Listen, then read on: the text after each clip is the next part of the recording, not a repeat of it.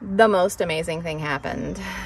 I cleaned out the chicken coop. Okay, some of you are probably thinking, Anna, haven't you had chickens for almost 2 years? Hopefully this is not the first time you cleaned out the chicken coop, and it is not.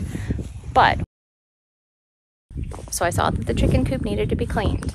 I went and checked our bedding, saw that it was low, took a rake, went down into the back of our property, raked up some of the dead grass, which I've been using for bedding, put it in the trash can, cleaned the coop, took the dirty bedding and put it in our compost pile. And it was a system that was totally enclosed in our homestead from the beginning to the end, and it worked.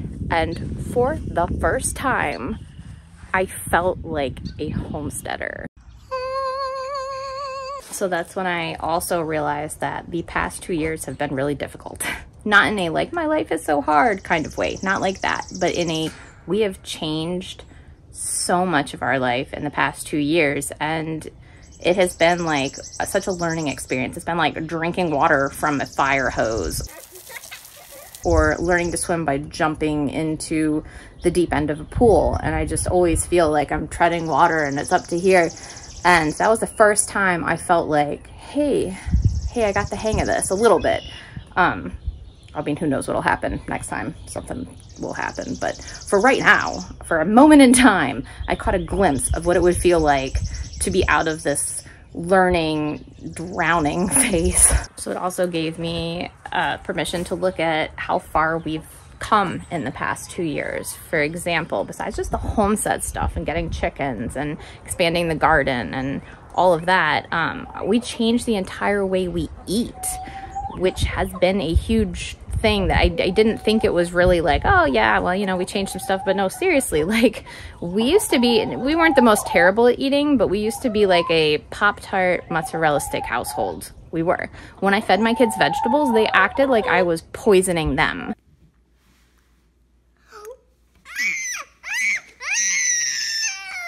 We went from that to jumping full in with like sourdough starter. I'm gonna make everything from scratch. That's a big thing, really, looking back. Like that's been a huge thing. So if I could give you a word of encouragement from someone who's in it right now, the way I learn is by going online, watching YouTube videos of people who are farther along the path than me. And sometimes that is discouraging because they seem to have their stuff together. Like they wake up in the morning and their 700 kids get up and start their sourdough starters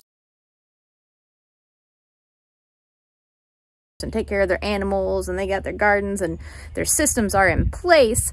And as someone who's currently drowning, I can tell you that we will get there. We're gonna get there, okay? We're gonna get our systems in place. Things are gonna start to be second nature. You're not gonna feel like you're treading water like all the time. We're gonna get there. I saw the glimpse, the tiny glimpse of the light at the end of the tunnel.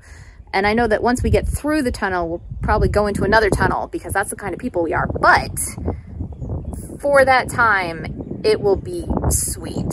So from one drowning person to another, we got this. We're doing good. Maybe step back for a second and see how far you've come, because we have come far and we're going to keep going further, and we're going to fail a lot, but that is okay because that means we are learning. And the more we fail, the faster we fail, the harder we fail, the faster, the harder we're learning and getting to where we want to go.